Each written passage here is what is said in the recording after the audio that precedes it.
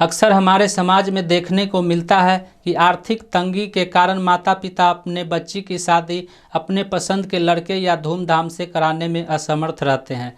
ऐसी परेशानियों को दूर करने के लिए सुकन्या समृद्धि योजना शुरू किया गया है। पूरे देश में चर्चित इस योजना के लाखों लाभार्थी हैं। बच्चियों का भविष्य आर्थिक तौर पर सुरक्षित हो, इसके लिए सरकार ने 2015 में सुकन्या समृद्धि योजना की शुरुआत किया था। सुकन्या समृद्धि योजना को स्मॉल सेविंग स्कीम में भी शामिल किया गया है। इस योजना के तहत 10 साल से कम उम्र की बच्ची का खाता किसी बैंक या पोस्ट ऑफिस में खुलवाया जा सकता है और उस बच्ची के नाम से इस स्कीम में रकम जमा करके उचित समय पर निकाला जा सकता है। तो आइए जानते हैं इसके बारे में विस्तार से।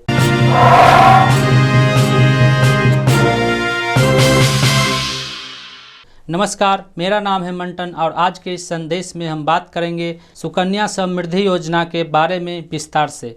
वैसे तो इस स्कीम के अंतर्गत अधिकतम 2 बच्चियों का ही खाता खोला जाता है, लेकिन अगर किसी की जुड़वा बच्चियां हो तो खाता 3 बच्चियों का भी खोला जा सकता है।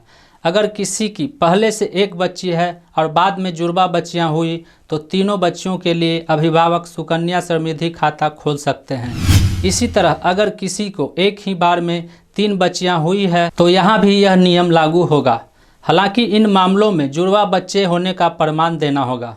सुकन्या समृद्धि खाता को कम से कम 250 रुपये में खुलवाया जा सकता है और एक वित्तीय वर्ष में कम से कम 250 रुपये और ज़्यादा से ज़्यादा 1.5 लाख रुपये तक की राशि जमा किया जा सकता है। बच्ची की तरफ से उसके माता पिता या कानूनी अभिभावक सुकन्या समृद्धि खाता बच्ची के लिए खुलवा सकते हैं। अगर किसी ने बच्ची को गोद लिया है तो वह भी इसके लिए सुकन्या समृद्धि अकाउंट खुलवा सकता है। सुकन्या समृद्धि खाता खुलवाने की तारीख से लेकर अधिकतम 14 बरस या बच्ची के 21 बरस हो जाने तक आप उस खाता में रकम जमा कर सकते हैं। बच्ची के 21 बरस पूरे होने पर या फिर बच्ची की शादी होने पर स्कीम मैच्योर हो जाता है। 14 बरस वाली अवधि पहले ही पूरी हो जाने पर मैच्योरिटी तक उस समय की तय ब्याज दर के हिसाब से खाते में पैसा जुड़ता रहता है।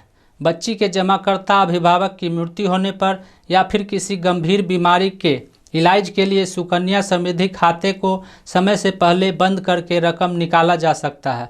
वैसे तो इस योजना में बच्ची के 21 वर्ष का हो जाने के बाद ही पूरा रकम मिलता है, लेकिन बच्ची के 18 साल का होने के बाद उच्च शिक्षा या विवाह के लिए पिछले वित्तीय वर्ष की समाप्ति पर खाते में मौजूद बैलेंस का 50% तक निकाला जा सकता है। सुकन्या समृद्धि खाता को किसी भी डाकघर से बैंक ब्रांच में या किसी बैंक ब्रांच से अन्य डाकघर में या किसी बैंक ब्रांच में ट्रांसफ़र कराने की सुविधा उपलब्ध है। अगर किसी कारण से बच्ची या उसके अभिभावक किसी अन्य शहर या राज्य में बस जाते हैं तो ऐसी सूरत में सुकन्या समृद्धि खाता उस शहर में ट्रांसफ़र किया जा सकता है।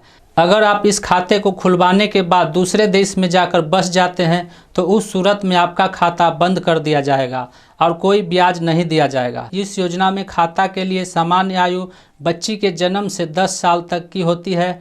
अगर आप इस योजना में हर साल 1.5 लाख रुपये जमा करते हैं तो 21 साल बाद बेटी के शादी के समय आपको 65 लाख रुपये मिलेंगे। इस योजना के तहत खोले गए खातों में अब ऑनलाइन रकम ट्रांसफ़र करने की भी सुविधा उपलब्ध है। 1.5 लाख रुपये तक सालाना कर सकते हैं निवेश। सुकन्या समृद्धि योजना का लाभ लेने के लिए आवेदक अपनी बच्ची के नाम पर किसी भी बैंक या पोस्ट ऑफिस में खाता खुलवा सकते हैं।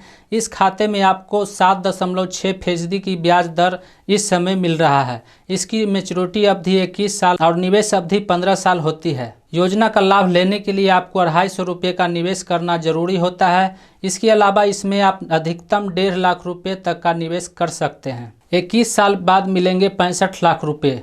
इस योजना में अगर आप प्रतिदिन 416 रुपये निवेश करते हैं तो आपका हर महीने 12,500 रुपये निवेश होगा, यानी कि 1 साल में 1.5 लाख रुपये आपका इस योजना में निवेश होगा। अगर आपकी बेटी की उम्र 2022 में 1 साल है तो साल 2043 में जब आपकी बच्ची का उम्र 21 वर्ष होगा तो मैच्योरिटी के बाद आपको 65 लाख रुपये मिलेंगे। सुकन्या समृद्धि योजना के तहत खाता खुलवाने के लिए आपको इन कागजातों की ज़रूरत पड़ सकता है। योजना से संबंधित फॉर्म के साथ पोस्ट ऑफिस या बैंक में बच्ची का बर्थ सर्टिफिकेट जमा करना होगा। इसके अलावा बच्ची और माता पिता का कोई भी पहचान पत्र, PAN card, ration card, driving licence, passport और जहां रह रहे हैं उसका प्रमाण पत्र जमा करना होगा। तो सुकन्या समृद्धि खाता के बारे में यह जानकारी आपको कैसा लगा, नीचे कमेंट में हमें ज़रूर बताइएगा। यदि इस संदेश को आप यूट्यूब पर देख रहे हैं तो चैनल को सब्सक्राइब कर लीजिएगा, और यदि इस संदेश को आप फेसबुक पर देख रहे हैं तो पेज को लाइक ज़रूर कीजिएगा। धन्यवाद।